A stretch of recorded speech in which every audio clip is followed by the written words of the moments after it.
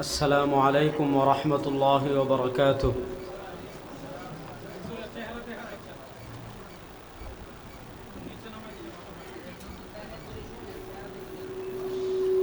الحمد لله رب العالمين والعاقبة للمتقين، والصلاة والسلام على أشرف الأنبياء والمرسلين وعلى آله وأصحابه أجمعين، أما بعد. قال الله تبارك وتعالى في قرآنه المجيد وفي فرقانه الحميد: وإذا قيل لهم آمنوا كما آمن الناس قالوا أنؤمن كما آمن السفهاء ألا إنهم هم السفهاء ولكن لا يعلمون. وقال رسول الله صلى الله عليه وسلم: لا تسبوا أصحابي فوالذي نفس محمد بيده لو أنفق أحدكم مثل أحد ذهبا فما بلغت مد أحدهم ولا نصيفه أو كما قال عليه الصلاة والسلام. আমরা সবাই একবার দুরূদ শরীফ পড়ি।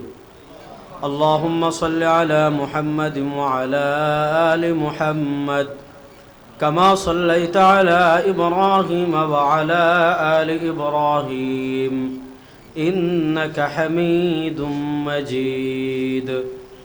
اللهم بارك على محمد وعلى آل محمد كما باركت على إبراهيم وعلى آل إبراهيم إنك حميد مجيد. জামিয়া দারুল উলুম কসবার উদ্যোগে আজকের এই ইসলাহি মাহফিলে আল্লাহ রাব্বুল ইজ্জত ওয়াল জালাল দুনিয়ার প্রতিকূল আবহাওয়া থেকে ফারিক করে, দুনিয়ার সকল মশগালা থেকে ফারিক করে আল্লাহ আমাদেরকে আজিমুশ শান বরকতি মজলিসে আসার, বসার, কথা বলার, কথা শোনার তৌফিক দান করেছেন। আমরা সবাই একবার আল্লাহ রাব্বুল ইজ্জত ওয়াল জালালের দরবারে কালেমাতুশ শুকর আদায় করি, আলহামদুলিল্লাহ। আসলে আজকে এখানে আমার আর ওয়াজ করার মতো কিছুই নাই। বিরিয়ানি খাওয়ার পর শুটকি খাওয়া খায় না কেউ। এতক্ষণ হাকিমুন নফস শেখ মুফতি মুশতাকুন নবী কাসিম হাফিজাহুল্লাহ অত্যন্ত সময় নিয়ে দর্দে দিলের সাথে লম্বা আলোচনা করেছেন। ইসলাহি মাহফিলের জন্য হযরত ওয়ালাদের বক্তব্যগুলোই পারফেক্ট, যথেষ্ট। যেহেতু ইসলাহি মাহফিল, একটা হলো ইসলাহুল আমল আর একটা হলো ইসলাহুল আকিদা। আপনার আমল বিশুদ্ধ আল্লাহর কাছে কখন কবুল হবে? যখন আপনার আকিদা বিশুদ্ধ হবে।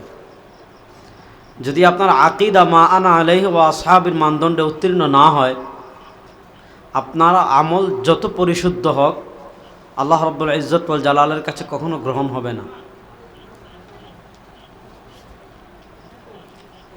এখানে উলামায়ে কেরাম বেশি, খুব লম্বা আলোচনা আমি করব না। কয়েকটা কথা আপনাদের সামনে পেশ করার চেষ্টা করব। এক নম্বর কথা, আল্লাহ রাব্বুল ইজ্জত ওয়াল জালাল ইসলামের সূচনা করেছেন ইকরা দিয়ে। আল্লাহ রাব্বুল ইজ্জত ওয়াল জালাল ওয়াহির শুরুতে কোনো আহকাম পাঠাননি, কোনো আহকাম দেননি। আবার ইকরা বিস্মি রাব্বিক, একটু খেয়াল করবেন। আল্লাহ বলেন ইকরা, হাবিব আপনি পড়ুন, বিস্মি রাব্বিক, রবের নামের পড়া। রবের পরিচয় কি? আল্লাযী খালাক।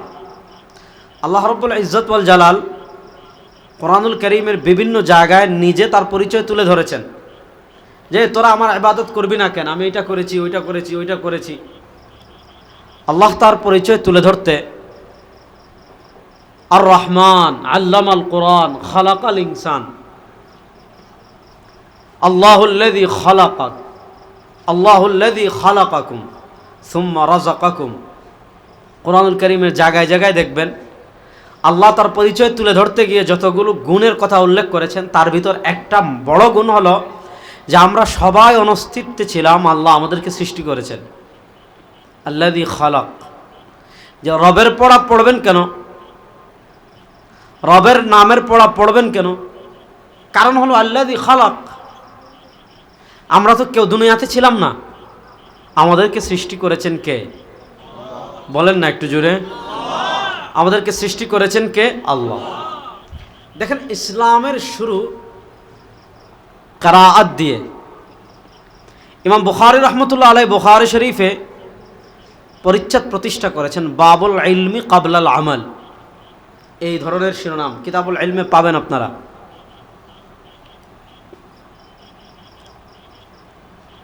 ইলমের গুরুত্ব ইসলামে অনেক বেশি। ইলমের গুরুত্ব, ফাযাইল, মানাকিব, এগুলা সম্পর্কে এত হাদিস আছে, এগুলো আপনারা জানেন, এজন্য আমি হাদিসগুলো বর্ণনা করছি না। আমি যে প্রসঙ্গে আজকে আলোচনা করতে চাচ্ছি সেটা হলো আল্লাহ রাব্বুল ইজ্জত ওয়াল জালাল আমাদেরকে কোরআন দিয়েছেন মানুষের হেদায়েতের জন্য, এবং কোরআনের একটা বড় হক কোরআন তিলাওয়াত, যেটা শেখ আলোচনা করেছেন, আমি এসে শুনেছি। আমি আজকে যে ব্যাখ্যাটা বলবো সেটা হলো আল্লাহ নবীকে কোরআন দিয়ে বলেছেন ইউআল্লিমুহুমুল কিতাবা ওয়াল হিকমা,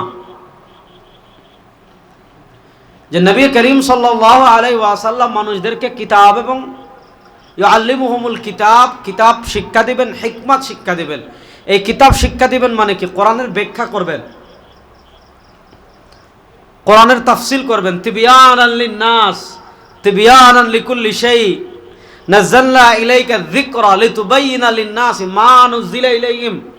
যে আমি আপনার কাছে জিকির, কোরআন অবতীর্ণ করেছি কেন? লিতুবাইয়িনা লিন-নাস, যাতে আপনি মানুষের জন্য সুস্পষ্ট করে দেন, মা নুযিলা ইলাইহিম, যা তাদের প্রতি অবতীর্ণ হয়েছে।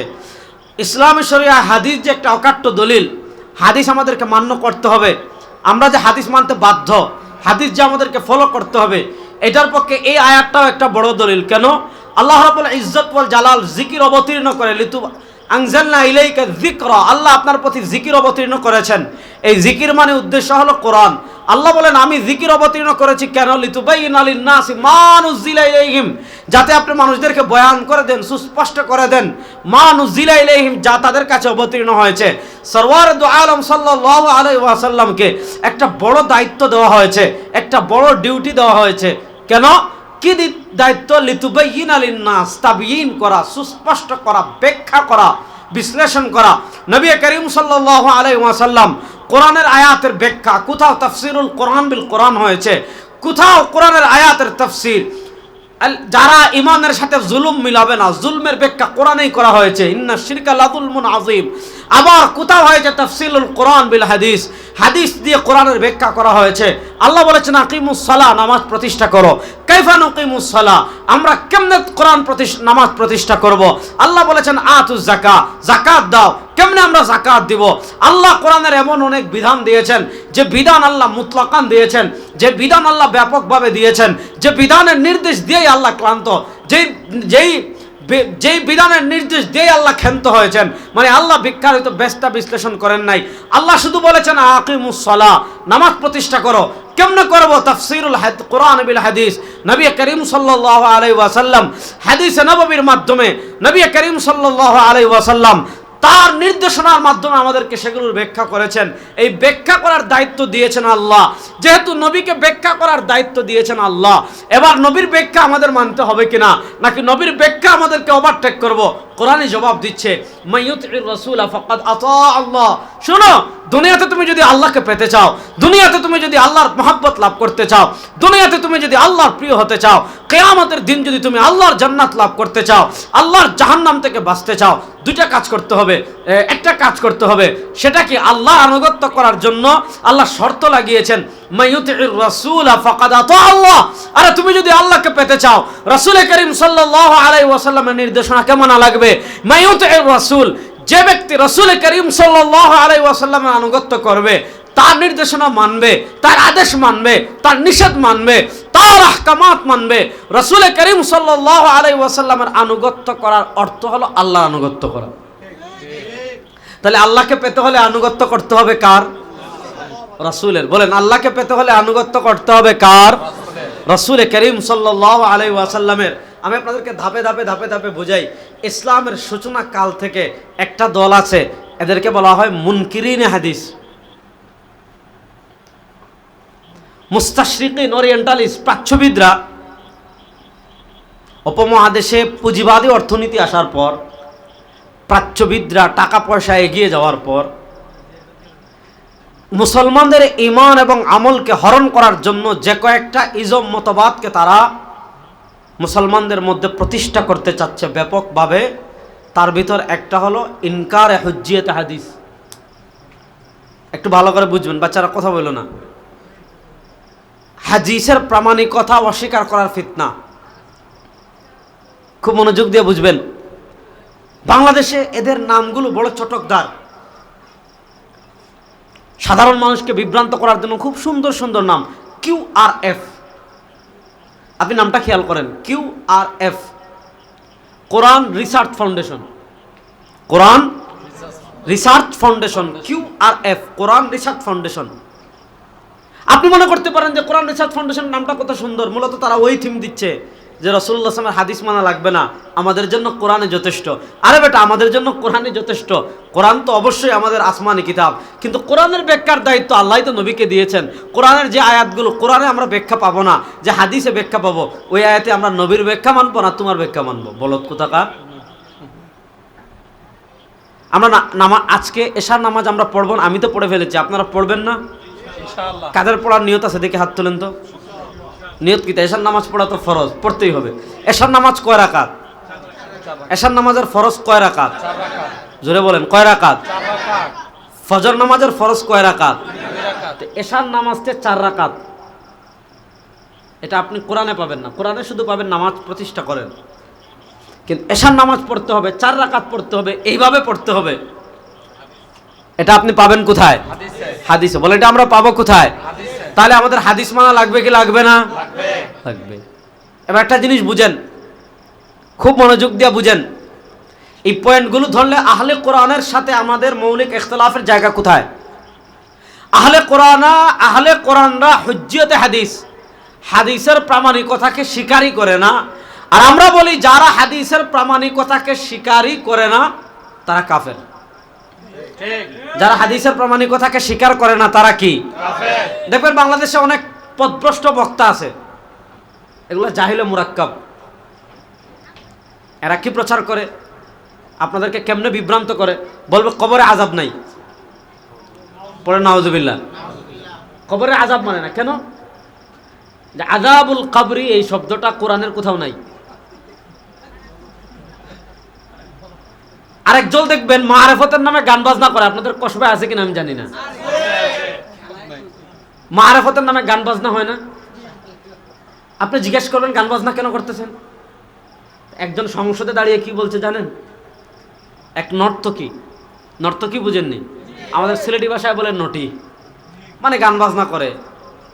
একজন নর্তকী সংসদে বলেছে যে আমি কোরআন শরীফ পড়েছি, কুতুবে সিত্তা মিশকাত, সিয়াসিত্তা মিশকাত পড়েছি। আর নাম করেন না, দাঁড়ান, পবিত্র মজলিসে আমি কোথাও কোরআনের কোথাও আল গিনা হারাম এটা পাই নাই। গিনা মানে গান বাজনা। সে বলছে গান বাজনা কেন হালাল? কথা বুঝেন, পয়েন্ট হারাবেন না। সে যুক্তি দিচ্ছে যে গান বাজনা হালাল কেন? যে কোরআনের কোথাও আল গিনা ও হারামুন নাই। তারা বলতেছে আযাবুল কবরি নাই। আযাবুল কবর নাই কেন? যে কোরআনের কোথাও আযাবুল কবরি শব্দ নাই। এবার প্রথম পয়েন্ট বুঝেন। আমরা বলি কোরআনও যেমন মানা লাগবে, হাদিসও মানা লাগবে কি লাগবে না? তারা কথা বুঝতেছেন না মনে হয় আমার। যেমন কোরআন মানা লাগবে তেমন হাদিস মানা লাগবে কি লাগবে না? এখন যে বলতেছে যে আল গিনা হারামুন কোরআনে নাই, যে বলতেছে আযাবুল কবরি শব্দটা কোরআনে নাই, তার কাছে প্রথম প্রশ্ন করেন, আর আমরা গর্দব তুই হাদিসকে শরীয়তের দলিল মানিস কিনা? যদি বলে না হাদিসকে শরীয়তের দলিল মানি না, তাহলে বলবেন আমরা তুই তো কাফের, তোর সাথে গান বাজনা হালাল না হারাম এটা ইখতিলাফ করার কোনো দরকার আছে? যদি কেউ বলে না হাদিসকে দলিলই মানি না, আর যদি বলেন না হাদিসকে দলিল মানি, আর যদি বলেন না হাদিসকে দলিল মানি, তাহলে কতটা হাদিস লাগবে আসেন দলিল দিয়ে একেবারে কবর দিয়ে দিব। জানে একেবারে। আপনার কতটা দলিল লাগবে আসেন, দলিল দিয়ে কি দেওয়া যাবে? তাহলে বুঝেন, কোরআন, কোরআনের ব্যাখ্যা হাদিস, কোরআনের ব্যাখ্যা হাদিস, হাদিস মানতে হবে, এটা খুদ কোরআনেই আছে, আসেনি? মাইয়ুতির রাসূল ফাকাদ আতা আল্লাহ, ইয়া আইয়ুহাল্লাযীনা আমানু আতিউল্লাহ ওয়া আতিউর রাসূল ফালা ওয়া রাব্বিকা লা ইউমিনুনা হাত্তা ইউহাক্কিমুকা ফীমা শাজারা বাইনাহুম সুম্মা লা ইয়াজিদু ফি আনফুসিহিম হারাজাম মিম্মা কাযাইতা ওয়া ইউসাল্লিমু তাসলিমা ইয়া আইয়ুহাল্লাযীনা আমানু লা তুকদ্দিমু বাইনা ইয়াদাইল্লাহি ওয়া রাসূলি। কোরআনে আছে না নাই? আছে। এখন কেউ যদি বলে হাদিস মানে ডাবল কাফের, এক তো হাদিস অস্বীকার করেছে এজন্য কাফের, আবার হাদিস মানতে হবে এ কথা কোরআনে আছে, কোরআন না মানার কারণে ডাবল কাফের। কেউ যদি বলে হাদিস মানি না, কত কাফের, ডাবল কাফের। এবার আমি আপনাদেরকে একটা জিনিস বললাম, প্রথমে এটার আমি ব্যাখ্যা যাচ্ছি না। কোরআন হাদিস, এবার তো বলবেন যে হুজুর আপনার সাহেব, হুজুর এটা আপনার 100% আপনার কথা ঠিক, কোরআন মানতে হবে, হাদিস মানতে হবে, তাহলে আপনারা ফিক আরেকটা কোথা থেকে বের করলেন? পয়েন্ট ধরবেন যে আমরা সাহেব হুজুর এতক্ষণ আপনার আলোচনার সাথে 100 একমত, কোরআন মানবো অবশ্যই, হাদিস মানবো, খুবই ভালো কথা, তাহলে আপনারা ফিক আরেকটা বার করলেন কোথায়? আপনারা তাহলে কেন ইমাম আজম আবু হানিফার কাছে যান, একদল কেন ইমাম শাফিঈর কাছে যান, একজন কেন ইমাম মালিকের কাছে যান, একদল কেন ইমাম আহমদ ইবনে হাম্বলের কাছে যান? আমাদের কাছে কোরআন আছে, হাদিস আছে, তাহলে আমরা কেন ওদিকে যাব? এই প্রশ্নটা সাধারণ মানুষকে করে বিভ্রান্ত করা হচ্ছে কি হচ্ছে না? আমি আপনাদেরকে খুব সহজ করে বুঝাবো। ইমাম তিরমিজি রাহিমাহুল্লাহ তিরমিজি শরীফে হাদিস এনেছেন, আব্দুর রহমান মুবারকপুরি রহমতুল্লাহ আলাইহি কিতাব লিখেছেন তুহফাতুল আহওয়াদি, উনি দেওবন্দি ঘরানার না, সালাফি ঘরানার। তিরমিজি শরীফের ব্যাখ্যা গ্রন্থ তুহফাতুল আহওয়াদিতে হাদিসকে হাসান বলেছেন। ইমাম ইবনে আব্দুল বার মালিকি রাহিমাহুল্লাহ জামে বায়ানিল মুফাদ্দিল 903 নম্বর পৃষ্ঠায় এ সংক্রান্ত প্রায় 17টা বর্ণনা এনেছেন। 17টা বর্ণনা বলার আমার সুযোগ নেই। আল্লাহ রাব্বুল ইজ্জত ওয়াল জালাল কোরআনুল কারীমের একটা সূরা আছে, সূরাতুল ফাতহ। আপনারা আসেননি আমার লগে? মুশতাকুন নবী ঈসা হুজুরের বয়ানের পরে আপনাদের বসছেন, এটাই তো অনেক কিছু আমার বয়ান শোনার জন্য, বুঝেন নাই? যেহেতু বসেই গেছেন, একটু শুনেন। ইদা জাআ নাসরুল্লাহি ওয়াল ফাতহ, আল্লাহ বলতেছেন হাবিব চিন্তা করবেন না, যখন আল্লাহর পক্ষ থেকে বিজয় আর সাহায্য আসবে, ওয়ারাআইতান নাসা ইয়াদখুলুনা ফি দীনিল্লাহি আফওয়াজা, আপনি দেখবেন এতদিন মানুষ 1 জন 2 জন 4 জন 5 জন 6 জন 10 জন, এক এলাকার 20-30 জন এসে মুসলমান হয়েছে। যখন বিজয় আসবে, এক এক এলাকা একসাথে এসে দলে দলে মানুষ মুসলমান হয়ে যাবে।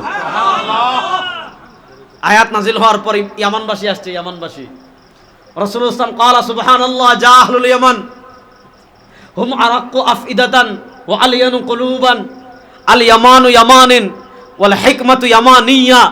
খুব প্রশংসা করলেন ইয়ামানবাসীর। এক বিশাল সংখ্যক এসে ইয়ামানবাসী মুসলমান হয়ে গেল। মনোযোগ, ইয়ামানবাসী মুসলমান হয়ে গেল। যাওয়ার সময় তারা বলছে ইয়া রাসূলুল্লাহ, তখন তো মোবাইল ছিল, ঠিক না? বিমান ছিল, গাড়ি ছিল, রাস্তা ছিল। একদল বলছে ইয়া রাসূলুল্লাহ, তারা বলছে আমরা তো চলে যাচ্ছি কসবায় না, চলে যাচ্ছি ইয়ামানে, অনেক দূরে। হাদিস বুঝবেন, আমরা ইয়ামান চলে যাচ্ছি, আপনাকে তো পাবো না, আর চাইলেই তো মদিনায় আসতে পারবো না, কোনো সমস্যায় পড়লেই তো আপনার সাথে ফেসবুক মেসেঞ্জার হোয়াটসঅ্যাপ কিছুই নেই, বিমানও নেই, গাড়িও নেই, চাইলে আসতে পারবো না, আসতে লাগবে 1 মাস 2 মাস। কিন্তু আমাদের তো কোরআন সুন্নাহ অনুযায়ী চলতে হবে। এক কাজ করেন, একজন মহান সাহাবীকে আমাদের সাথে দেন, যিনি আমাদের সব সমস্যার সমাধান দিবেন। পড়েন সুবহানাল্লাহ। নবী করিম সাল্লাল্লাহু আলাইহি ওয়াসাল্লাম মুআয ইবনে জাবাল রাদিয়াল্লাহু তাআলা আনহুকে শিক্ষক বানিয়ে পাঠাচ্ছেন ইয়ামান। পাঠানোর সময় জিজ্ঞাসা করছেন, কাইফা তাকদি ইদা আরাস্তা লাকা আরদান ইয়া মুআয, ও মুআয তুমি এতদিন তো মদিনায় ছিলা, মদিনায় কোনো সমস্যায় পড়লে দৌড় দিয়ে আমার কাছে চলে আসতা, ইয়ামান গেলে তো আমাকে পাইবা না। কাইফা তাকদি ইদা আরাস্তা লাকা আরদান ইয়া মুআয, মুআয তুমি বলো আমাকে, ইয়ামানবাসী যখন তোমার কাছে কোনো মাসআলা নিয়ে আসবে আমাকে পাইবা না, মোবাইল দিয়ে যোগাযোগ করতে পারবা না, রাবেতাও করতে পারবা না, কিন্তু ইয়ামানবাসীর সব মাসআলার সমাধান মুআয তোমাকে দিতে হবে। বলো কাইফা তাকদি ইদা আরাস্তা লাকা আরদান ইয়া মুআয, ও মুআয ইয়ামানবাসী যখন কোনো মাসআলা নিয়ে তোমার কাছে আসবে, ইয়ামানবাসীর মাসআলার সমাধান তুমি কি দিয়ে দিবে? মুআয ইবনে জাবাল রাদিয়াল্লাহু তাআলা জবাব দিচ্ছেন, ইয়া রাসূলুল্লাহ চিন্তার কোনো কারণ নাই, পেরেশানির কোনো কারণ নাই, আকযি বিকিতাবিল্লাহ, আমার কাছে তো আল্লাহর কিতাব কোরআন রয়েছে, আমি কোরআন দিয়ে ইয়ামানবাসীর মাসআলার সমাধান দিব। বড় আস্তে কইলেন সুবহানাল্লাহ। তাহলে মুআয ইবনে জাবাল বললেন কোনো সমস্যা নাই, আছেন না আমার লগে? মুআয ইবনে জাবাল আমার খুব মহব্বতের মানুষ, খুব কাছাকাছি মানুষ, আমরা একই ফুরামে কাজ করি তো একই সাথে বসে, খুব ফ্রি মানুষ, এজন্য দুষ্টামি করলাম। কথা বুঝেন, মুআয ইবনে জাবাল বলেছেন সমাধান দিব কি দিয়ে? কোরআন দিয়ে। এই সামনের কয়েকজন আমার সাথে আছেন, পিছনের ভাইরা আছেন তো? মুআয ইবনে জাবাল রাদিয়াল্লাহু তাআলা বললেন সমাধান দিব কি দিয়ে? কোরআন দিয়ে। এবার নবী আকরাম সাল্লাল্লাহু আলাইহি ওয়াসাল্লামের প্রশ্নটা খেয়াল করেন, ফা ইল্লাম তাজিদ ফি কিতাবিল্লাহ ইয়া মুআয, ঠিক আছে কোরআন দিয়ে দিবেন, কিন্তু মাসালা একটা এমন লইয়া আইছে যে মাসালা তুমি কোরআনে পাইলা না, তখন কি করবা? উনি বলেন ইয়া রাসূলুল্লাহ চিন্তার কোনো কারণ নেই, আরে আপনি বিসুন্নতি রাসূল, আপনার সুন্নাহ হাদিস আছে না, আপনার হাদিস দিয়ে জবাব দিব। তাহলে এক নম্বরে বললেন সমাধান দিব কি দিয়ে? কোরআনে না পেলে সমাধান দিব কি দিয়ে? কোরআন মানতে হবে। দেখেন মুআয ইবনে জাবাল বলেছেন এক নম্বরে সমাধান দিব কোরআন দিয়ে, কোরআনে না পেলে সমাধান দিব কি দিয়ে? এবার কয়েকটা কিতাবের নাম বলে। আমাদের সমাজের একটা বড় সমস্যা মূর্খতা, মানুষ বাংলার 2-4টা চটি বই পড়ে শায়েখ হয়ে যায় এক একজন। এক নম্বর কিতাবের নাম বলি, শুনেন, ফাযাইলু আবি হানিফা ওয়া আখবারু, ইবনু আবিল আওয়ামের লেখা। উনি বেশি দিন না, বহু আগের মানুষ, আজ থেকে 1100 বছর আগের মানুষ। ফাযাইলু আবি হানিফা ওয়া আখবারু কিতাবের নাম। 2 নম্বর কিতাবের নাম বলি আল খায়রাতুল হিসান ফি মানাকিবিল ইমামিল আযম আবি হানিফা আন-নু'মান, লিখেছেন ইবনে হাজার হাইতামি, 974 হিজরিতে ইন্তেকাল করেছেন। সে কিতাবের 62 নম্বর পৃষ্ঠায় তিনি শিরোনাম দিয়েছেন ফিমা বানা আলাইহি মাযহাবা, হানাফি মাযহাব, আমরা যে মাযহাব বলি এটার ভিত্তি কিসের উপর? ইমামে আযম আবু হানিফা রাহিমাহুল্লাহ বলেছেন ফিকহে হানাফি বলেন বা মাযহাব বলেন, এটার ভিত্তি 4টা জিনিসের উপর। কয়টা জিনিসের উপর? 4টা জিনিসের উপর। কথা বলেন, বিরক্ত হচ্ছেন মনে হয়? কয়টা জিনিসের উপর? 4টা। উনি বলেন এক নম্বর আখুযু বিকিতাবিল্লাহ, আমি এক নম্বরে আঁকড়ে ধরব কোরআন। মুআয ইবনে জাবাল বলেছেন এক নম্বর সমাধান দিব কি দিয়ে? কোরআন দিয়ে। কথা বলে না কেন? মুআয ইবনে জাবাল রাদিয়াল্লাহু তাআলা বলেছেন এক নম্বরে সমাধান দিব কি দিয়ে? কোরআন দিয়ে। ইমামে আযম আবু হানিফা রাহিমাহুল্লাহ বলেছেন এক নম্বরে আঁকড়ে ধরব কি? কোরআন। মিল আছে না নাই? আছে। মুআয ইবনে জাবালকে নবী প্রশ্ন করেছেন ফাইল্লাম তাজিদ ফি কিতাবিল্লাহ, মুআয ইবনে জাবাল বলেছেন কোরআনে না পেলে সুন্নাহ দিয়ে। ইমামে আযম আবু হানিফা রাহিমাহুল্লাহ বলছেন ফাইল্লাম আজিদ ফাবি সুন্নতি রাসূলি, শুনো আমি মাসআলার সমাধান যদি কোরআনে না পাই আমি যাব নবীর হাদিসে, যদি নবী করিম সাল্লাল্লাহু আলাইহি ওয়াসাল্লামের হাদিসে আমি ওই মাসআলার সমাধান পেয়ে যাই আমি কোথাও যাব না। তাহলে মুআয ইবনে জাবালের হাদিস আর ইমামে আযম আবু হানিফা রাহিমাহুল্লাহর জবাবে মিল আছে না নাই? আছে। এতটুকু কথা পৃথিবীর কোনো মুসলমানদের ভিতরে ইখতিলাফ নাই যে আমাদেরকে মানতে হবে কোরআন, কোরআন না পেলে মানতে হবে হাদিস, যদি হাদিসে পেয়ে যাই কোনো ইখতিলাফ নাই। কিন্তু বুঝেন কথা এখানেই শেষ না। নবী করিম সাল্লাল্লাহু আলাইহি ওয়াসাল্লাম হাদিসের 3য় অংশে মুআয ইবনে জাবালকে প্রশ্ন করেন ফাইল্লাম তাজিদ ফি কিতাবিল্লাহি ওয়ালা ফি সুন্নতি রাসূলিহি ইয়া মুআয, ও মুআয তুমি তো বলেছো কোরআন দিয়ে সমাধান দিবে, কোরআনে না পেলে হাদিসে পেলে হাদিস দিয়ে সমাধান দিবে।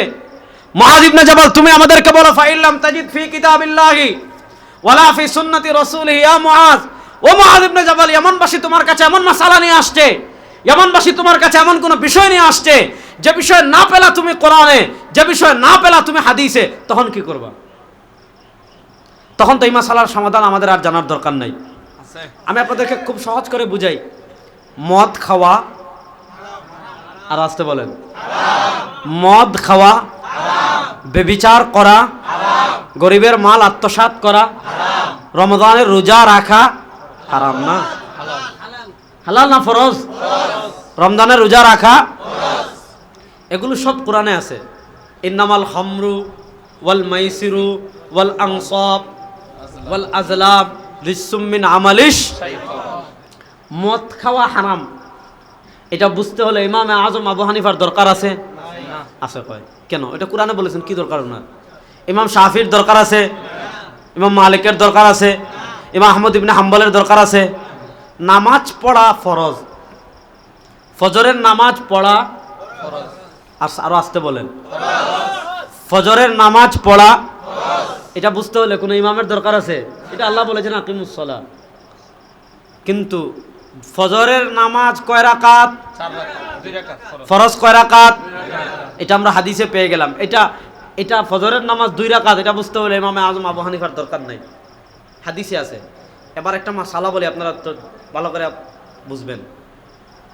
আপনাদের এলাকার এক বৃদ্ধ লোক, যদিও মুশতাকুন নবী কাসিম হাফিজাল্লাহ অ্যান্ড্রয়েড মোবাইলের বিরুদ্ধে ওয়াজ করে গেছেন, আমি একটা উদাহরণ দেওয়ার জন্য মোবাইলের কথা বলছি। সেটা হলো বৃদ্ধ ওনাদের ছেলে মেয়ে 2 জন বিদেশে, ওদের আওলাদ ছেলেরা সব শিক্ষিত হয়ে অনেক বড় লোক হয়ে গেছে। তো মাকেও একটা মোবাইল দিছে, বাপকেও একটা অ্যান্ড্রয়েড মোবাইল দিছে। তারপর কি হয়েছে, চাচা আর চাচি একজন ঝগড়া লাগছে একদিন। এখন দুজনের মোবাইলে মেসেঞ্জার, ইমো, হোয়াটসঅ্যাপ, এরপরে তোমার টেলিগ্রাম এগুলো আছে, কারণ বাচ্চারা বিদেশ কথাবার্তা বলে। চাচা আর চাচি ভীষণ ঝগড়া লাগছে। চাচা রাগ করে বের হয়ে আসছে বাজারে অথবা রাস্তায়, আচ্ছা চাচির ইমোতে মেসেজ পাঠিয়েছে। কি মেসেজ? আমি তোরে তালাক দিলাম, আমি বাড়িতে আসার আগে তোর বাপের বাড়ির যা। পাঠাইছে মেসেজ। লাইনে নাই, মানে উনি ইন্টারনেট লাইনে নাই, সংযোগ লাইনে নাই, মেসেজ কিন্তু দেখে নাই এখনো। 3-4 মিনিট পর চাচার মাথা আবার ঠান্ডা হয়ে গেছে, বা 5-7 মিনিট পর চাচার মাথা আবার ঠান্ডা হয়ে গেছে। এবার চাচা চিন্তা করলো, রে কাজটা তো ঠিক করি নাই, হাতে হাতে মোবাইল বের করছে, করে দেখে যে চাচি মেসেজ এখনো সিন করে নাই, দেখে নাই। কি করছে? বিসমিল্লাহির রহমানির রহিম, মেসেজ ডিলিট করে দিছে। মেসেজ কি করে দিয়েছে? আচ্ছা বলেন, এই যে সে ইমো, মেসেঞ্জার বা টেলিগ্রামে তালাক পাঠালো, আবার স্ত্রী দেখার আগে ডিলিট করে ফেললো, তালাক পতিত হয়েছে কি না, এই মাসআলার সমাধান ইসলামী শরীয়তে আছে না নাই? আছে। আপনি একটা জিনিস আগে মাথায় বসাবেন, ইসলামী শরীয়ত শুধু নামাজে হাত বান্ধার নাম না। হয়তো নামাজে হাত বান্ধা, এটাকে হাত বাঁধবো না, কি হয়েছে? আপনি কোথাছেন বুকের উপর বাঁধতে, আরেকজন কোথাছেন নাভির নিচে বাঁধতে, হাতই বাঁধবো না, তো কি হয়েছে? হাত বাঁধবো না, হাত ছেড়ে নামাজ পড়বো, নামাজ হবে কি হবে না? এটা কোনো ব্যাপারই না। আরে ধরে আমিন জোরে নাচতে, আমিনও কমো না, কি হয়েছে? জোরেও নাচতেও না। আপনি বলতেছেন আমিন জোরে বলতে, আমরা সব বলতেছে আমি নাচতে বলতে, আমি আমিনই বলবো না, যা ওয়ালা দাল্লিন না, আল্লাহু আকবার। অথবা পরের সূরা ফিরে এলাম, নামাজ হবে কি হবে না? আপনি এটা জিনিস মাথা থেকে সরান, চালটা বুঝেন। ইসলামী শরীয়ত হাত বান্ধার নাম ইসলামী শরীয়ত না। আমিন জুড়ে বলা, আস্তে বলার ভিতর ইসলামী শরীয়ত সীমাবদ্ধ না। ইকতিসাদ, অর্থনীতি, একটা রাষ্ট্রের অর্থনৈতিক ব্যবস্থা কি হবে, অর্থনীতি ইসলামে আছে না নাই? যুবকরা কথা বলেন, অর্থনীতি ইসলামী শরীয়তে আছে না নাই? আপনার বাপ দাদার আগের দাদা জীবনে ব্যাংকে টাকা রাখছে? আপনি টাকা রাখছেন কোথায়? এই যে ব্যাংকে আপনি টাকা রাখছেন, আপনার কাছে 10 লাখ টাকা ক্যাশ আছে, 10 লাখ টাকা আপনার কাছে ক্যাশ আছে, আপনি কে ডিপোজিট করে রেখে আসছেন। আজকে যারা মানুষদের ভিতর ফিতনা সৃষ্টি করেন যে মাযহাব মানা লাগবে না, ফিকহ মানা লাগবে না, তাকে প্রশ্ন করেন, সব বাদ বেটা, সব বাদ। ইমামে আজম আবু হানিফা বাদ, ইমাম শাফিঈ বাদ, ইমাম মালিক বাদ, ইমাম আহমদ ইবনে হাম্বল বাদ। শুধু আমাকে এই মাসআলার সমাধান দাও যে ব্যাংকে টাকা ডিপোজিট করে রাখতে পারবো কিনা। যদি বলেন পারবো, বলেন হাদিস থেকে দলিল দেখান। যদি বলে পারবে না, বলেন হাদিস থেকে দলিল দেখান। ব্যাংক থেকে লোন নিয়ে আমি বাড়ি করতে পারবো কিনা। যদি বলে পারবে, বলে হাদিস থেকে দলিল দেখান। যদি বলে পারবে না, বলবে হাদিস থেকে দলিল দেখান। ব্যাংকের ইন্টারেস্ট আমি ব্যবহার করতে পারবো কিনা। যদি বলে পারবে, আপনি বলেন হাদিস থেকে দলিল দেখান। যদি বলে পারবে না, বলবো হাদিস থেকে দলিল দেখান। ব্যাংকের সেভিং অ্যাকাউন্টে টাকা রাখা যাবে কিনা। যদি বলে পারবে, বলেন হাদিস থেকে দলিল দেখান। যদি বলে পারবে না, হাদিস থেকে দলিল দেখান। ব্যাংকের চাকরি করা যাবে কিনা। যদি বলে পারবে, হাদিস থেকে দলিল দেখান। যদি বলে পারবে না, তাও হাদিস থেকে দলিল দেখান। রাসূলুল্লাহ ইসলামের যুগে মদিনা ইসলামী ব্যাংক ছিল তো, শাহজালাল অগ্রণী এগুলা তো ছিল, ডাচ বাংলার তো এটিএম বুথ ছিল।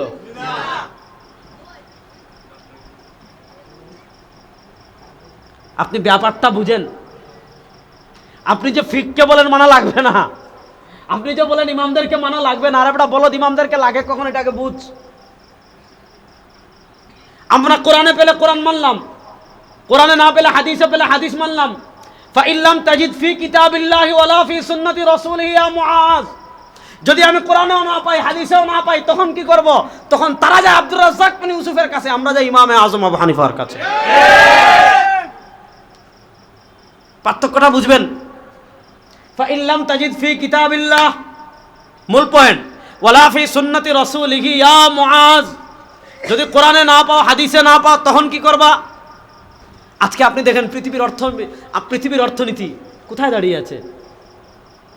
আপনি যদি ফিক না মানেন, অর্থনীতির কটা মাসালার সমাধান দিতে পারবেন? আপনাদের ছেলে মেয়ে কাদের এখানে বয়স্ক যারা আছেন বা যুবক যারা আছেন, বয়স্কদের সন্তান বা যুবকদের ভাই প্রবাসে আছে, এরকম কে কে আছেন দেখি একটু হাত তুলেন তো। মাশাআল্লাহ, ওনাকে দেখবেন। আমাদের বাংলাদেশ সরকার একটা সিস্টেম করেছে। কি সিস্টেম জানেন? আমাদের বাংলাদেশের ইনকামের দুইটা বড় খাত আছে রাষ্ট্রের ইনকামের একটা বড় খাত হলো রেমিটেন্স, প্রবাসীদের টাকা, আর একটা হলো গার্মেন্টস শিল্প। প্রবাসীদের টাকা দুইভাবে আসে আমাদের দেশে। একটা হলো হুন্ডির মাধ্যমে আসলে রাষ্ট্রের কোনো ইনকাম হয় না, আর যদি ব্যাংকের মাধ্যমে আসে রাষ্ট্রের একটা ইনকাম হয়। এজন্য প্রবাসীরা যেন ব্যাংকের মাধ্যমে লেনদেন করে, এজন্য প্রবাসীরা টাকা পাঠালে আপনি যখন ব্যাংকে টাকা তুলতে যাবেন একটা কিছু সংখ্যক টাকা বাড়াই দেয় না? দেয়নি? আপনি 40,000 টাকা মানে হাজারে কত জানি বাড়াই দেয়, 2.5% বাড়াইয়া দেয় কি দেয় না? এখন যারা বলেন মাযহাব মানা লাগবে না, ইমামদের দরকার নাই, তারা বলবেন ভাই এই আরে ভাই, যেখানে আমি ইমাম আজম আবু হানিফাকে মানতেছি না, ইমাম শাফিকে মানতেছি না, ইমাম মালিককে মানতেছি না, ইমাম আহমদ ইবনে হাম্বলকে মানতেছি না, সেখানে তো বাংলাদেশের কোনো শায়েখকে মানার প্রশ্নই আসে না। আমি কি বুঝাইতে পারতেছি?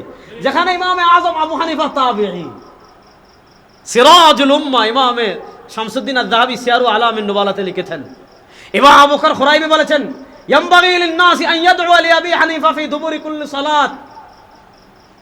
ইমাম আজম আবু হানিফার মানাকিব বলা শুরু করলে অনেকক্ষণ বলতে পারবো, যাচ্ছি না ওইদিকে। যেখানে আপনি ইমাম আজম আবু হানিফাকে মানার প্রশ্নে আপত্তি করছেন, সেখানে বাংলাদেশের আব্দুর রাজ্জাক, মুজাফফর, আকরাম, এদেরকে তো মানার প্রশ্নই আসে না।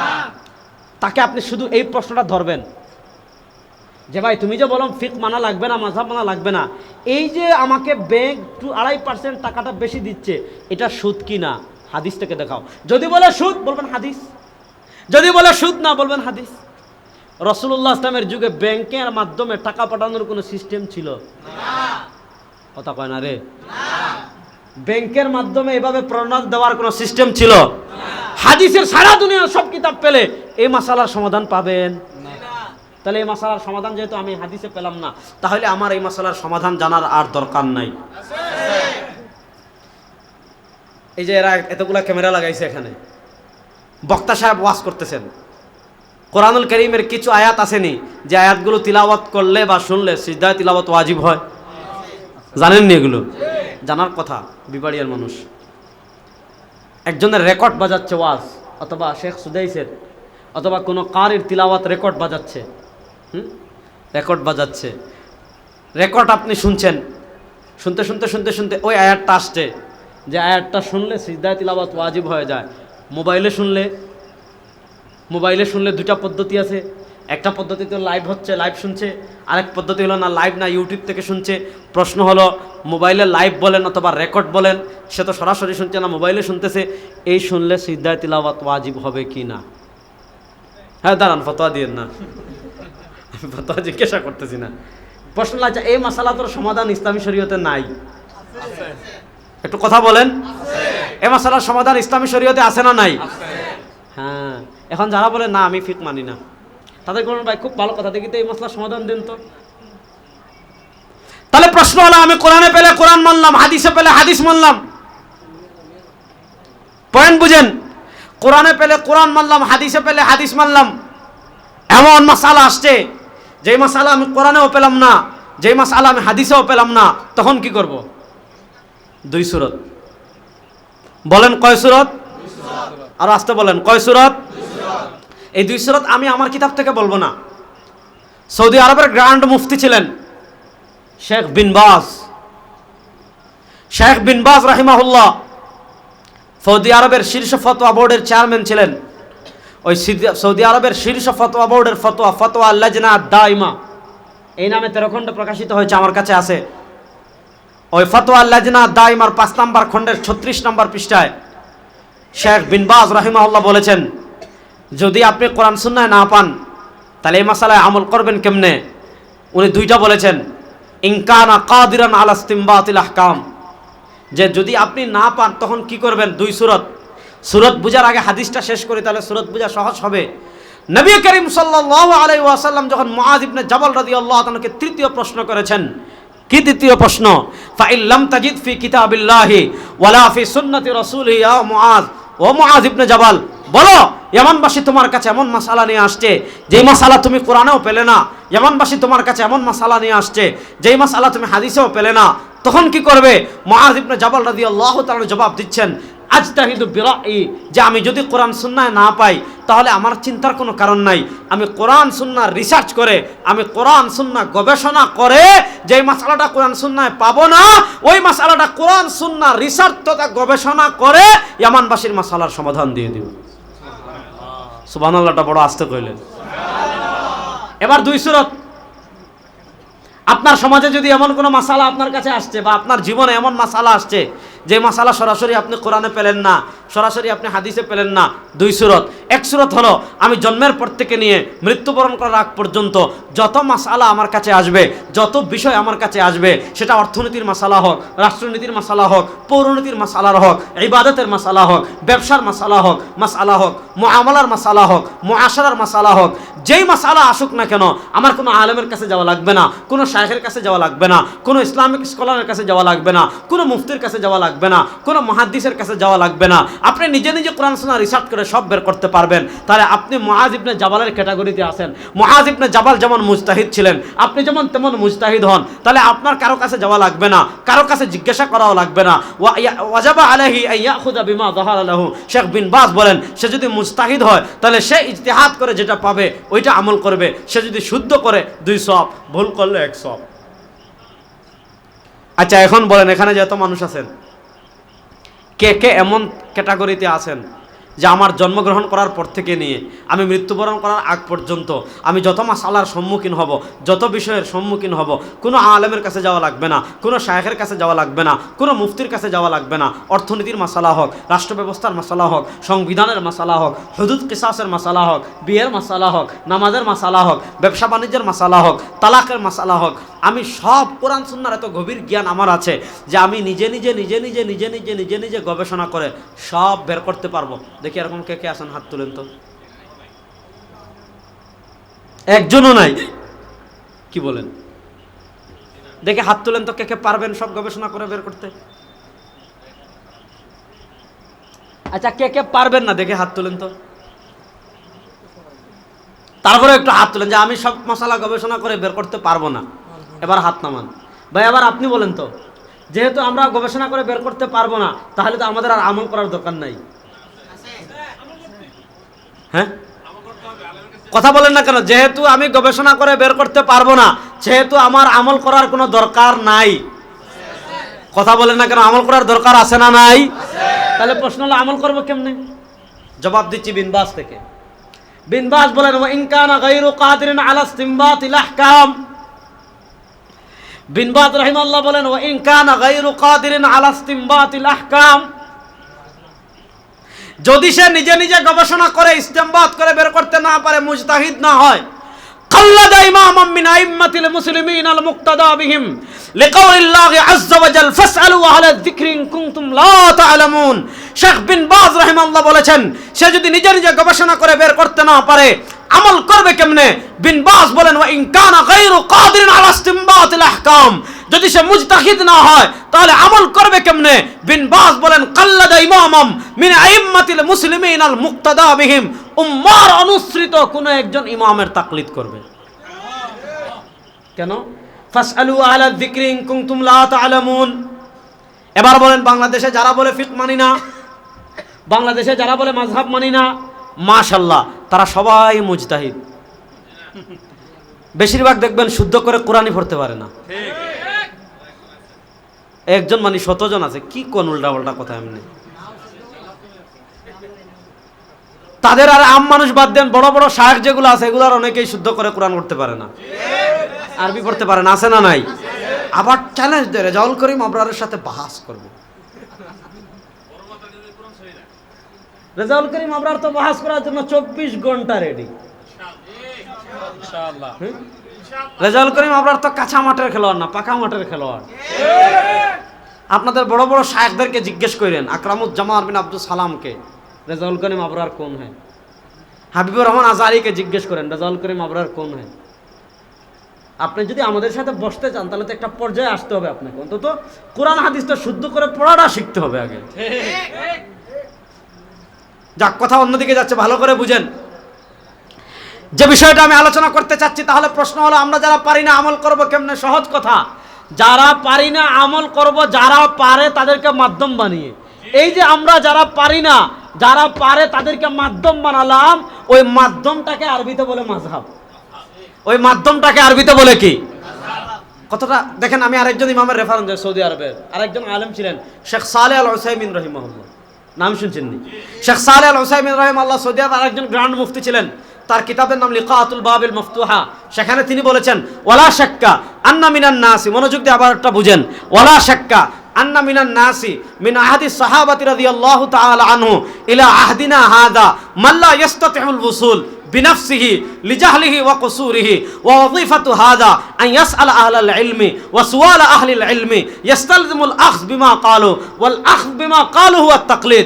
তাকলিদ এবং মাযহাবের সংজ্ঞা দিতে গিয়ে শেখ সালেহ আল উসাইমিন রাহিমাহুল্লাহ বলেন, ওয়ালা শাক্কা, এত কোনো সন্দেহ নাই, আন্না মিনান নাস মিন আহাদিস সাহাবা, সাহাবায়ে কেরাম রিদওয়ানুল্লাহি আলাইহিমের যুগ থেকে শুরু করে মিন আহদিনা হাযা, আমাদের যুগ পর্যন্ত কিছু মানুষ এমন আছে, সাহাবায়ে কেরাম রিদওয়ানুল্লাহি আলাইহিমের যুগ থেকে শুরু করে আমাদের যুগ পর্যন্ত কিছু মানুষ এমন আছে, মাল্লা ইস্তাতিউল উসুল বিনাফসিহি লিজাহলি ওয়া কুসুরিহি, যারা কোরআন সুন্নাহর গভীর জ্ঞান জানা না থাকার কারণে, যারা মুজতাহিদ না হওয়ার কারণে নিজে নিজে গবেষণা করে সব মাসালা বের করতে পারে না। এবার প্রশ্ন হলো, তারা যেহেতু নিজেরা গবেষণা করে সব মাসালা বের করতে পারে না, বাত ইয়ে হ্যায় ওয়া সব লোক কেসে আমল করে, যে লোক নিজেরা গবেষণা করে বের করতে পারে না, তারা কোরআন সুন্নাহ অনুযায়ী আমল করবে কেমনে? শেখ সালেহ আল উসাইমিন জবাব দিচ্ছেন, ওয়া ওয়াজিফাতু হাদা আন ইয়াসআল আহলাল ইলমি, সে আহলুল ইলম মুস্তাহিদ উলামায়ে কেরামের কাছে মাসালা জিজ্ঞেস করবে, ওয়া সুআল আহলিল ইলমি ইস্তালজিমুল আখয বিমা ক্বালু, উলামায়ে কেরাম যে সমাধান দিবেন, মুস্তাহিদ ইমামগণ যে সমাধান দিবেন, সেই সমাধানটা সে গ্রহণ করবে। ওই যে সে পারে না আমল করার জন্য মুজতাহিদ ইমামদেরকে মাধ্যম বানালো, ওয়াল আখয বিমা ক্বালু হুয়া তাকলিদ, ওই মাধ্যমটাকে আরবিতে বলে তাকলিদ এবং মাযহাব। জাহেলেরা মাযহাব কি এটাও বুঝে না। প্রশ্ন হলো, তারাও মানে আমরাও মানে। এখানে এই প্রসঙ্গে যাওয়ার আগে একটা কথা আমি আরো ব্যাখ্যা করি। এখানে সালেহ আল উসাইমিন একটা গুরুত্বপূর্ণ কথা বলেছেন যে মিন আহদিস সাহাবা, এই মানামানিটা সাহাবার যুগ থেকে আসে।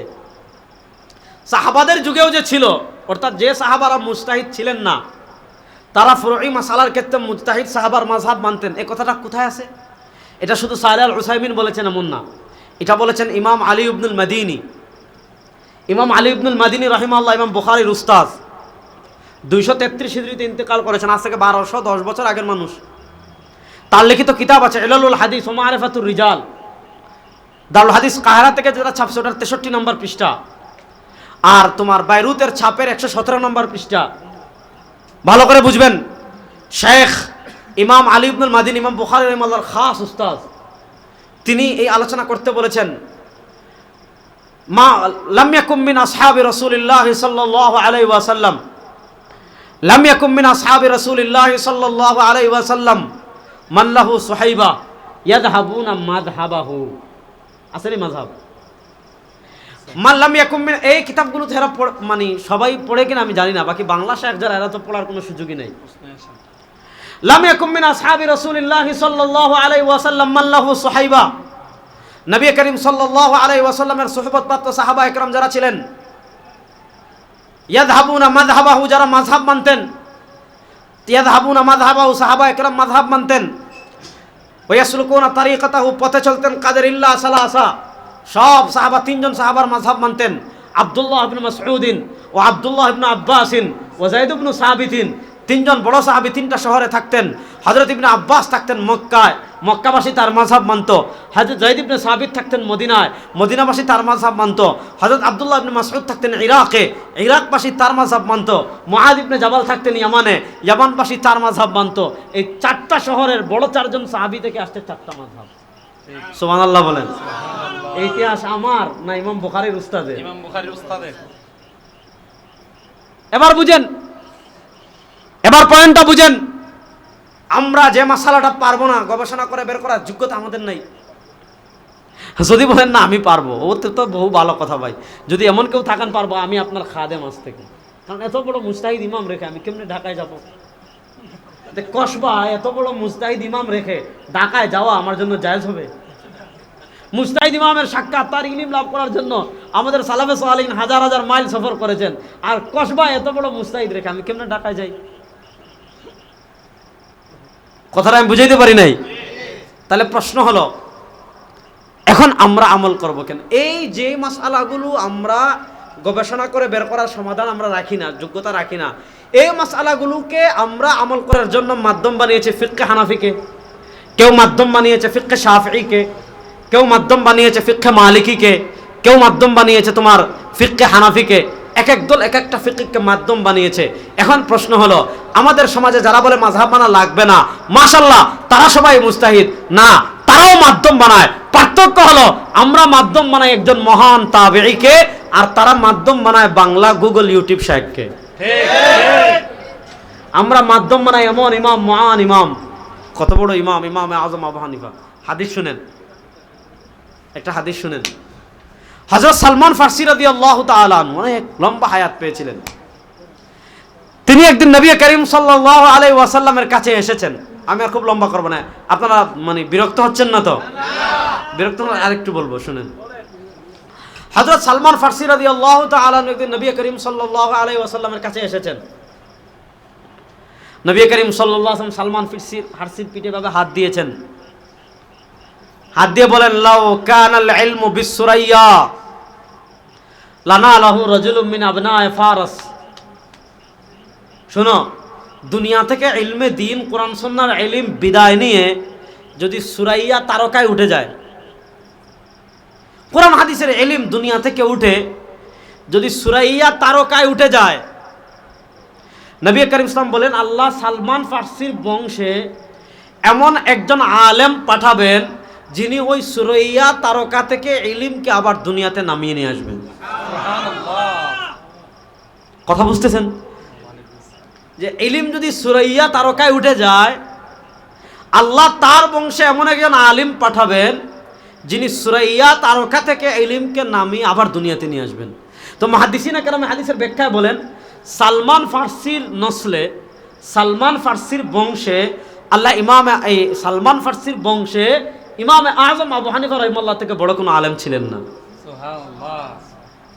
দেখেন, ইমামে আজম আবু হানিফার মানাকিব বলে আলোচনা চলে যাবে আরেক দিকে, ওদিকে আমি যাচ্ছি না। যেটা বললাম, তাহলে আমরা কোরআন মানবো, হাদিস মানবো, যে মাসালাটা কোরআন হাদিস পাবো না।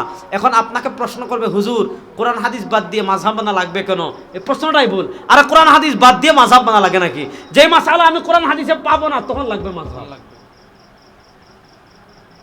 কথাটা আমি বুঝাইতে পারি নাই। এজন্য তাহলে আমাদের এক নাম্বার কোরআনও মানতে হবে, হাদিসও মানতে হবে। বলেন, কোরআনও হাদিসও। এরপরে কোরআন হাদিসের না পারলে যাব মাযহাবের দিকে। ইমামে আজম আবু হানিফা রাহিমাহুল্লাহ এই কথাই বলেছেন যে আমি কোরআন যাব, কোরআন না পেলে হাদিসে যাব। ফাইদান তাহাল আমর ইলা আমির ওয়া শাবি ওয়া আতা ফাহুম রিজাল ওয়া নাহনু রিজাল আজতাহিদু কামাস্তাহাদু। বিষয়টা যখন কোরআন হাদিস সাহাবা ইকরামের মধ্যে পাওয়া যাবে না, তখন কি হবে? যদি এটা তাবি পর্যন্ত আসে, তাহলে উনারাও তাবি, আমিও তাবি, উনারা মুজতাহিদ, আমিও মুজতাহিদ, তাহলে আমি ইজতিহাদ করব যেমন তারা ইজতিহাদ করেছেন। এবার বুঝেন, ইমামে আজম আবু হানিফা রাহিমাহুল্লাহ কোরআন হাদিস বাদ দিয়ে ইজতিহাদের দিকে যান নাই। কোরআন হাদিসে বিধান আছে, ইজতিহাদের কাছে গিয়েছেন। এমন উদাহরণ কেউ কিয়ামত পর্যন্ত দেখাতে পারবে না যে কোরআন হাদিসে একটা মাসালার সুস্পষ্ট সমাধান আছে। আর সুস্পষ্ট সমাধান থাকার পরও, পয়েন্ট বুঝেন, কি কিছু বলবেন? হ্যাঁ বসেন। কোরআন হাদিসে কোন মাসালা সুস্পষ্ট আছে, সুস্পষ্ট থাকার পরও ইমামে আজম আবু হানিফা রাহিমাহুল্লাহ ইজতিহাদের দিকে গিয়েছেন। আর হানাফিরা ওই মাসালায় কোরআন হাদিসের সুস্পষ্ট বিধান বাদ দিয়ে ইমামে আজম আবু হানিফা রাহিমাহুল্লাহর ইজতিহাদকে মানে, এমন উদাহরণ একটাও কেউ কিয়ামত পর্যন্ত দেখাতে পারবে না। এই জন্য দেখেন, একটা জিনিস বুঝেন, দুনিয়াতে যত বাতিল ফিরকা আছে, বাতিল ফিরকা সবাই আমাদের শিকড়টা কাটতে চায়। ঠিক, শিকড়টা কেমনে কাটতে চায়? আপনাকে দড়ি ছাড়া রাখাল, দড়ি ছাড়া মানে ময়দানে ছেড়ে দিতে চায়। আপনার কাছে যে কোরআন হাদিস ইলম 1400 বছর পাড়ি দিয়ে আসছে, এটা একটা সিলসিলা, একটা রশি, এটা একটা লাইন আছে না নাই? কথা বলেন না কেন, আছে না নাই? তাহলে আমি এই জিনিসটা বুঝবেন, নবী, সাহাবী, তাবেঈ, তবে তাবেঈ, আইম্মা, মুজতাহিদিন, এইভাবে একটা সংযোগ লাইন হয়ে 1400 বছর পাড়ি দিয়ে কোরআন সুন্নাহর ইলম আমাদের কাছে আসছে। এই জন্য এই যে মাদ্রাসা যেগুলো, এটা এই কথাটা ভালো করে বুঝবেন, এই কথা বলে আমি শেষ করব। এই যে মাদ্রাসাগুলো, এটা একটা ছোট্ট প্রতিষ্ঠান দেখতে পাচ্ছেন, ছোট্ট না, মর্যাদার দিক থেকে এটা অনেক দামি। এই বিল্ডিংয়ের নাম তো মাদ্রাসা না, দারুল দেবন শুরু হয়েছে একটা ডালিম গাছের নিচে। এই যে মাদ্রাসা, এটার ফজিলত দেখে আপনি অবাক হয়ে যাবেন যে এই মাদ্রাসায় যারা পড়ায়, হাদিসে আসছে ওয়াইনাল আলিম লা ইস্তাগফিরু লাহু মান ফিস সামাওয়াতি ওয়াল আরদ, যে আসমান জমিনের যত মাখলুক আছে এরা সবাই এদের জন্য দোয়া করে। সুবহানাল্লাহ। হাত্তাল হাইতান ফি জাওফিল মা, পানির নিচে যে মাছ আছে মাছটাও দোয়া করে। এরা এমন কি হয়ে গেছে যে জন্য সবাই দোয়া করে? এরা এমন কি হয়ে গিয়েছে যে জন্য সবাই দোয়া করে? বুঝেন, আমি ইসলাম পেয়েছি 1400 বছর পরে, আমি কোরআন পেয়েছি 1400 বছর পরে, আমি হাদিস পেয়েছি 1400 বছর পরে। হাদিস রাসূলুল্লাহ সাল্লাল্লাহু আলাইহি ওয়াসাল্লাম বলেছেন ইন্নামাল আমালু বিন্নিয়াত 1400 বছর আগে, 1400 বছর পাড়ি দিয়ে এটা আমার কাছে আসছে। বুনিয়াল ইসলাম আলা খামসিন, নবী করিম সাল্লাল্লাহু আলাইহি ওয়াসাল্লাম বলেছেন 1400 বছর আগে, আমাদের কাছে আসছে এটা 1400 বছর পরে। এক একটা হাদিস, কোরআনের এক একটা আয়াত অবতীর্ণ হয়েছে, ইকরা বিসমি রাব্বিকাল্লাযী খালাক, অবতীর্ণ হয়েছে আজ থেকে 1435 বছর আগে গারে হেরায়। 1435 বছর পাড়ি দিয়ে আমার কাছে আসছে। আল-ইয়াওমা আকমালতু লাকুম দীনাকুম, শেষ দিকের আয়াত নাজিল হয়েছে আজ থেকে 1432-33 বছর আগে। 1432-33 বছর পাড়ি দিয়ে আমার কাছে আসছে। প্রশ্ন হলো, এই যে হাদিস বলেন, কোরআন বলেন, দিন বলেন, শরীয়ত বলেন, এটা 1444-45 বছর পাড়ি দিয়ে কসবা পর্যন্ত কিভাবে আসলো? দেখেন, আপনার এখান থেকে নদী মাত্র 1 কিলোমিটার দূরে। 1 কিলোমিটার দূরে যদি আপনি বালি আনতে চান তাহলে অনেকগুলো পাইপ দিয়ে সংযোগ করতে হয়। এক জায়গায় যদি পাইপের সংযোগ না থাকে তাহলে আপনি আর বালি আসবেন না। অনেক দূর থেকে আপনি বিদ্যুৎ লাইন টেনে আসতেছেন, সংযোগ দেওয়া লাগে। এক জায়গায় যদি কাটা থাকে সংযোগ হবে না। হরন কোথায় লাগিয়েছে, মাইক্রোফোন কোথায় লাগিয়েছে, আরে বাবারা কথা বলো কেন তোমরা, মেশিন কোথায় লাগিয়েছে, ওই যে লাইন দিয়ে এই পর্যন্ত আসছে। এক জায়গায় একটু কাটলে সংযোগ থাকবে না। বুঝেন, 1400 বছর পাড়ি দিয়ে ইলমুল ওয়াহি, ইলমুল কোরআনে, ইলমুস সুন্নাহ আমাদের কাছে একটা সংযোগ লাইনের মাধ্যমে এসেছে। এই সংযোগ লাইন কারা?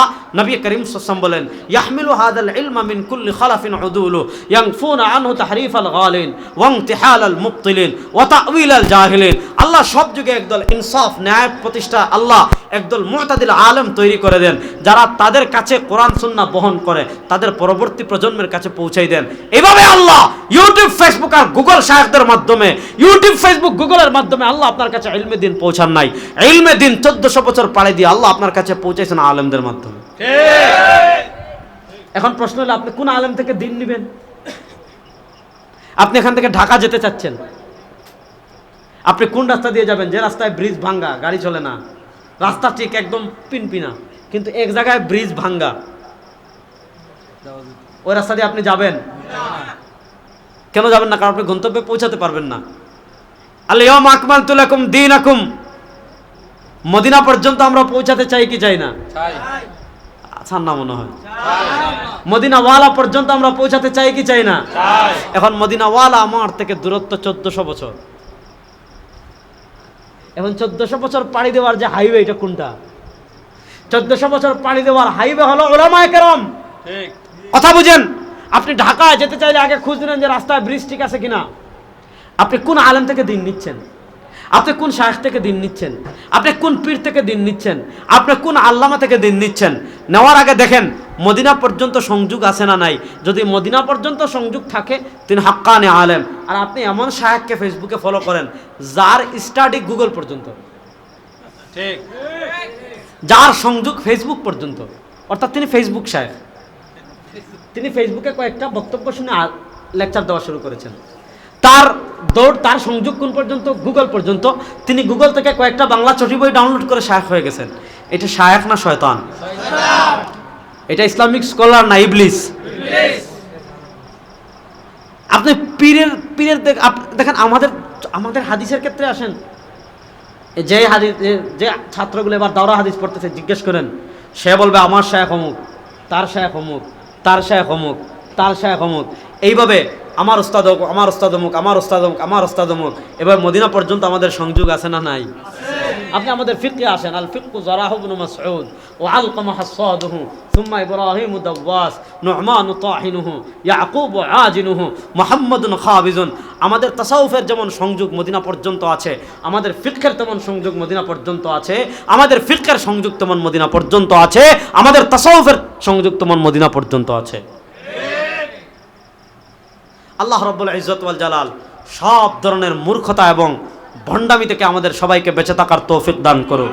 আল্লাহ আমাদের ছেলেদেরকে প্রকৃত আহলুস সুন্নাহ ওয়াল জামাতের অনুসরণ করে প্রকৃত দ্বীনি ইলম শেখার তৌফিক দান করুক। সবাই পড়ে না আমিন। আল্লাহ রাব্বুল ইজ্জত যে কথাগুলো বলেছে আমাকে আপনাদের সবাইকে আমল করার তৌফিক দান করুক, আমিন। ইন আসাবতু ফামিনাল্লাহ ওয়া ইন আখতাতু ফামিন্নি ওয়া মিনাশ শাইতান। সুবহানাকাল্লাহুম্মা বিহামদিকা আশহাদু আল্লা ইলাহা ইল্লা আনতা আস্তাগফিরুকা ওয়া আতুবু ইলাইক।